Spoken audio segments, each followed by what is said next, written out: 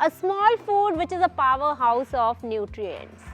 क्या हमें इसे मॉर्निंग ब्रेकफास्ट की तरह इस्तेमाल करना चाहिए या फिर बिफोर नाइट इस्तेमाल करना चाहिए?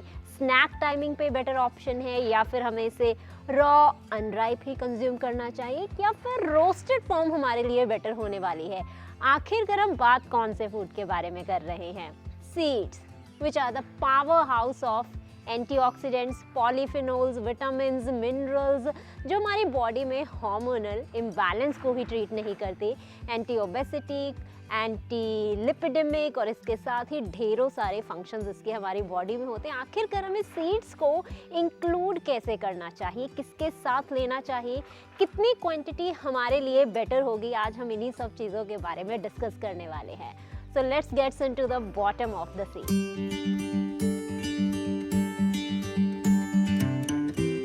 हेलो, नमस्ते, सत श्री अकाल, आदाब, कैसे हैं आप सब? Welcome back again. Seed based diets आजकल बहुत ही ज़्यादा पॉपुलर हो रही हैं, लेकिन हमें सीड्स को एग्जैक्ट कैसे इस्तेमाल करना है वो 99% ऑफ पॉपुलेशन को आइडिया ही नहीं है कि सीड्स को हमें कब और कैसे इस्तेमाल करना चाहिए। सबसे पहले थोड़ी सी हिस्ट्री के बारे में बात करते हैं। सबसे पहला सीड जो एडिबल सीड यानी कि खाने के लिए इस्तेमाल किया गया था और वो लगभग 8000 से 10,000 साल पहले की बात है, फ्लैक्स सीड, अलसी के बीज, जिसका इस्तेमाल दवाई के तौर पर इंसानों के ऊपर किया जाने लगा। उसके बाद एडिबल सीड्स कहीं पर गुम से गए, लेकिन आज सडनली 21वीं सदी में प्लांट बेस्ड डाइट्स, हम कह सकते हैं सीड बेस्ड डाइट, इतनी ज़्यादा पॉपुलर हो रही है कि हम प्रोसेस्ड, रोस्टेड फॉर्म में रॉ अनराइप सीड्स को ही कंज्यूम कर रहे हैं, बिना जाने कि उनके हमारी बॉडी में क्या इफेक्ट हो रहे हैं। वो हमारी बॉडी में न्यूट्रिएंट्स को एब्जॉर्ब करवा भी रहे हैं, एसिमिलेट हो रहे हैं, या फिर जस्ट वो आपके पूप में से ईजिली ऐसे ही बिना न्यूट्रिएंट्स एब्जॉर्ब किए हुए पास आउट हो रहे हैं। तो सीड्स को सबसे पहले आपको अपनी डाइट में इंक्लूड कैसे करना है? हम सभी जानते हैं सीड्स के बहुत सारे ढेरों बेनिफिट्स हैं, lots of researches and articles इसके सामने भी आ चुके हैं, लेकिन सीड्स को इनकॉर्पोरेट करने का सिर्फ एक ही तरीका है, आपको सीड्स को स्वीट आइटम्स के साथ ही इंक्लूड करना है।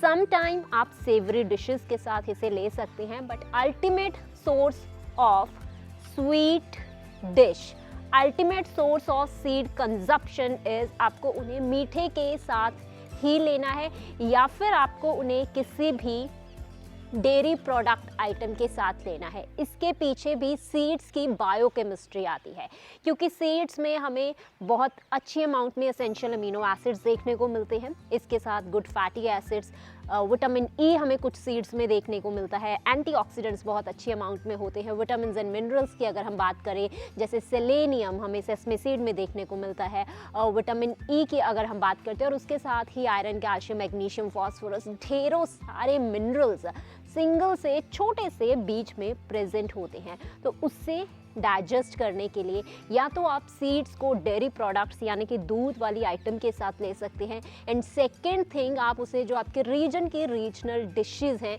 जैसे नॉर्थ इंडिया की मैं बात करूं, पंजीरी बनाई जाती है, पिनिया बनाई जाती हैं, प्रेग्नेंट वोमेन के लिए स्पेसिफिक डिशेस बनाई जाती हैं पोस्टपार्टम पीरियड में, तो उनमें हम इनका इस्तेमाल करते हैं, लेकिन ड्यूरिंग प्रेगनेंसी में हम इनका इस्तेमाल नहीं करते हैं। Reason because it contains lots of fatty acids and proteins, तो जिसके कारण एक मदर को ही नहीं, एक नॉर्मल पर्सन में भी हमें दिक्कत देखने को मिलती है। लेकिन आजकल हम सीड्स को बहुत ही ज़्यादा रॉ स्नैक्स की तरह इस्तेमाल करते हैं। सीड उठाया, खाया, अगर हमारा दिल किया तो हमने किसी भी सीड को किसी स्मूदी में डाला और उसे कंज्यूम कर लिया। नो, सीड्स हमेशा आपके desi ghee, dairy products, regional sweet dishes जो होती हैं, इनके साथ ही आपकी बॉडी में प्रॉपरली डाइजेस्ट होती हैं, एब्जॉर्ब होती हैं, अदरवाइज वो कम्प्लीटली आपकी बॉडी से एक्सक्रीट आउट हो जाती हैं। जैसे मैं आपके लिए सबसे कॉमन एग्जाम्पल फ्लैक्स सीड्स और पम्पकिन सीड्स की रखती हूँ। अलसी के बीज को हम मोस्टली क्या करते हैं, लोग सोक करते हैं और उसके बाद उसे कंज्यूम करते हैं, या तो स्मूदीज़ में हम लोग डाल लेते हैं या फिर सैलड्स में इसका इस्तेमाल करते हैं। बट आपने उसे कंज्यूम तो कर लिया, लेकिन क्या आपको उसके न्यूट्रिएंट्स मिले जो उनमें ओमेगा 3 फैटी एसिड्स हैं, एसेंशियल अमाइनो एसिड्स हैं, ट्रिप्टोफैन उनमें बहुत अच्छी अमाउंट में प्रेजेंट है, और उसके साथ बहुत सारे एंटीऑक्सीडेंट, पॉलीफिनोल्स, प्रेजेंट होते हैं, क्रिप्टो प्रोटेक्टिव इफेक्ट भी इनका हमारी बॉडी में ऊपर होता है। तो क्या वो इफेक्ट्स हमारी बॉडी को मिले? नहीं, क्योंकि किसी भी सीड के हमारी बॉडी में इफेक्ट्स तभी देखने को मिलते हैं जब हम उसे या तो कंप्लीटली च्यू करते हैं, मीन्स आप उसको कंप्लीटली अच्छी तरह से चबा लेते हो, उसको एज इट इज़ ही नहीं लेके जाते हो। एंड सेकेंड थिंग, जब आप उसका सरफेस एरिया इंक्रीज कर लेते हो, मीन्स आप उसे या तो ग्राउंड कर लेते हो या मिल्ड कर लेते हो, और उसके बाद आप उसे अदर हर्ब्स के साथ मिक्स करते हो, स्वीट डिशेस में ऐड करते हो, तभी आपको सीड्स के जो न्यूट्रिएंट हैं उनकी बायो अवेलेबिलिटी आपकी बॉडी में इंक्रीज हो जाती है। लेकिन रॉ रोस्टेड सीड्स को एज इट इज़ ही खाना, उससे हम बेशक सीड्स को कंज्यूम तो कर रहे हैं, लेकिन उनका कोई भी न्यूट्रिएंट हमारी बॉडी में एब्जॉर्ब नहीं होता। अब बात आती है कि हमें कितना सीड्स कंज्यूम करना चाहिए। सिर्फ आपको एक दिन में 1 टेबलस्पून सीड्स ही लेने चाहिए, जो मोर देन 150 कैलोरी से हाई हो जाते हैं।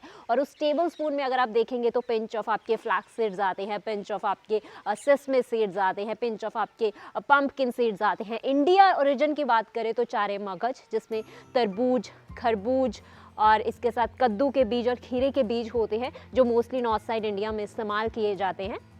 तो हम उनका इस्तेमाल करते हैं 1 टेबलस्पून, बस, उससे ज़्यादा नहीं। और आप इसे डेली बेसिस पे इस्तेमाल नहीं कर सकते, आप इसे हफ्ते में 2 से 3 बार इस्तेमाल कर सकते हैं। बट या जैसे कि अभी विंटर वेदर है, तो विंटर वेदर में हम ऐसे रीजनल स्पेसिफिक ट्रेडिशनल डिशेस बना सकते हैं, जिसमें डेफिनेटली हम इनका इस्तेमाल कर सकते हैं, ताकि हमारी बॉडी इसे कम्प्लीटली यूटिलाइज करे और इनके बेनिफिट्स हमारी बॉडी को देखने को मिले। लेकिन अगर हम सीड्स को प्रोसेस्ड, रॉ, जैसे हमने अभी डिस्कस किया, रोस्टेड फॉर्म में हम उनको कम्प्लीटली मिल्ड करके किसी भी चीज़ में डाल के कंज्यूम कर रहे हैं, तो वो सिर्फ आपको इनडाइजेशन का प्रॉब्लम देंगे, आपको स्टोन्स होने के दिक्कत होंगे, डाइवर्टिकुलस की प्रॉब्लम आपकी बॉडी में देखने को मिलेगी, कॉन्स्टिपेशन का इशू आपकी बॉडी में देखने को मिलेगा, और धीरे धीरे आपकी बॉडी इतनी ज़्यादा सेंसिटिव हो जाती है कि आप फाइबर इंटेक भी नहीं कर पाते, क्योंकि जितना हम रॉ अनराइप सीड्स को लेते हैं उतना उनमें टॉक्सिन्स भी हाई अमाउंट में प्रेजेंट होते हैं। सीड्स की जो आउटर कवरिंग होती है, जिसमें फाइबर सबसे ज़्यादा प्रेजेंट होता है, उसमें टॉक्सिन्स भी प्रेजेंट होते हैं। दैट्स वाई जब हमें सीड्स को कंज्यूम करना होता है, इसीलिए हम उसे लिटिल बिट कुक फॉर्म में ही प्रेफर करते हैं। रोस्टेड फॉर्म आप डेफिनेटली ले सकते हैं, लेकिन आप रेडीमेड रोस्टेड फॉर्म नहीं ले सकते। और रेडीमेड रोस्टेड, या फिर अगर आप घर में भी रोस्ट कर रहे हैं, तो उस टाइम पर भी आप उसे डायरेक्टली च्यू नहीं कर सकते हैं। रोस्ट करने के बाद भी आपको उससे ग्राउंड करके, मिल्ड करके किसी डिश में ही ऐड करना पड़ेगा, और आपके डिश में डेफिनेटली दूध, खोया, घी, इन आइटम्स का होना बहुत ही ज़्यादा ज़रूरी है, क्योंकि सीड्स की एसिमिलेशन इन्हीं के साथ होती है, इन्हीं के साथ एनहांस होती है, ना कि सीड्स को आप किसी भी वेजी के ऊपर डालो और आपको उसके बेनिफिट्स मिल रहे हैं। This is completely nonsense. Just use your common sense, use seeds very intelligently, ताकि जो सीड्स के बेनिफिट्स हैं वो ही आपको मिले। और सीड्स 12 महीने यूज़ करने वाली आइटम नहीं होती है, क्योंकि अगर सीड्स में हमें एसेंशियल अमीनो एसिड्स देखने को मिलते हैं, तो उसके साथ फैटी कंटेंट भी उनका बहुत ही हाई अमाउंट में प्रेजेंट होता है।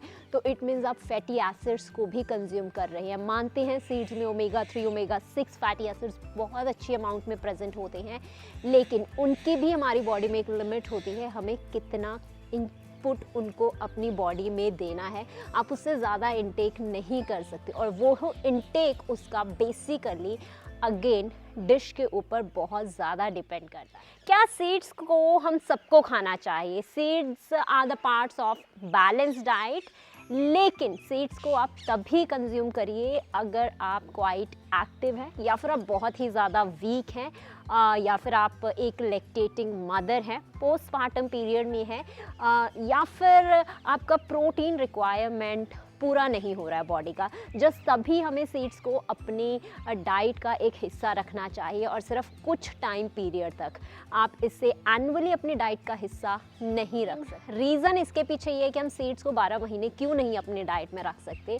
As I already mention you, because seeds contains toxins, that's why seeds हमारी बॉडी को हार्म भी करते हैं। इसीलिए अभी तक कोई भी स्पेसिफिक एविडेंस ऐसा नहीं है हमारे पास, साइंटिफिकली एविडेंस नहीं है जो ये कहता है कि सीड्स को आप डेली तौर पर बड़ी ईजिली कंज्यूम कर सकते हैं। And there are some special persons जिन्हें तो सीड्स को स्पेसिफिक अवॉइड करना चाहिए। प्रेग्नेंट लेडीज़ को अवॉइड करना चाहिए, छोटे बच्चों की अगर हम बात करते हैं उन्हें सीड्स को नहीं कंज्यूम करना चाहिए।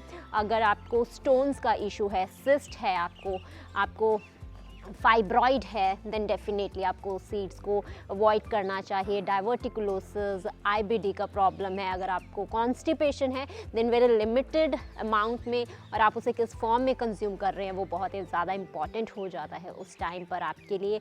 और जो सीड्स के बेनिफिट होते हैं, डेफिनेटली सीड्स के बहुत सारे बेनिफिट हैं। आपकी इम्यूनिटी को बूस्ट करता है, हेयर हेल्थ को इम्प्रूव करता है, आपकी स्किन को बहुत ज़्यादा ग्लोइंग बनाता है।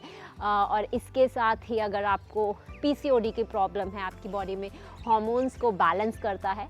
Along with that LDL bad cholesterol को लिमिट करता है। एंटी ओबेसिटी एक्शन भी होता है बिकॉज ये आपको फुल टाइम आपको भूख नहीं लगती है।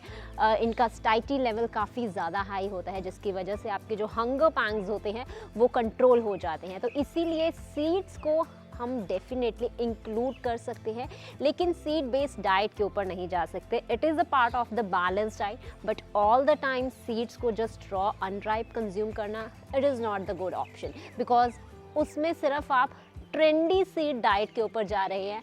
आप सीड्स के बेनिफिट्स को, उसके जो न्यूट्रिएंट्स के हैं, उसको जो इतने सारे बेनिफिशियल इफ़ेक्ट्स हमारी बॉडी में प्रेजेंट होते हैं, आप उन्हें नहीं ले पाएंगे। अगर आप उन्हें लेना चाहते हैं देन डेफिनेटली सीड्स को आपको अपनी डाइट में बहुत ही सेंसिबली और इंटेलिजेंट वे में इंक्लूड करना होगा, ना कि मॉडर्न ट्रेंडी क्रैश डाइट्स की तरह उनका इस्तेमाल करना होगा। और इसी के साथ अब से हम एवरी सीड की जो हमारे लिए एडिबल हैं, जिन्हें हम इजीली कंज्यूम कर सकते हैं, उसके ऊपर एक सीरीज़ करने वाले हैं जिसमें हम मोस्ट ऑफ द सीड्स को कवर करेंगे कि कब, कैसे और किसके साथ आप उन सीड्स को ले सकते हैं और किन कंडीशंस में आप उनको अवॉइड करेंगे। सो स्टे कनेक्टेड ताकि आपको सीरीज़ के सारे बेनिफिट्स मिल सकें। और अगर आपको कोई भी क्वेश्चन है then just comment me here, या फिर आप मेरे इंस्टा और फेसबुक चैनल पर जाकर भी मुझसे बात कर सकते हैं। अगर आपको कोई भी डाउट है किसी भी सीड्स को लेकर, definitely I will make sure कि मैं आपके सारे के सारे डाउट्स क्लियर कर सकूँ। So that's for today a journal seeds topic all about the seeds, because seeds based diet आजकल बहुत ही ज़्यादा ट्रेंड में हो चुकी हैं और लगता है 2022 ऐसे ही चलने वाला है completely seed based diet के ऊपर। Thanks for watching the video. I'll meet you in the next video. Till then, take care, bye bye, be safe, be healthy and be happy.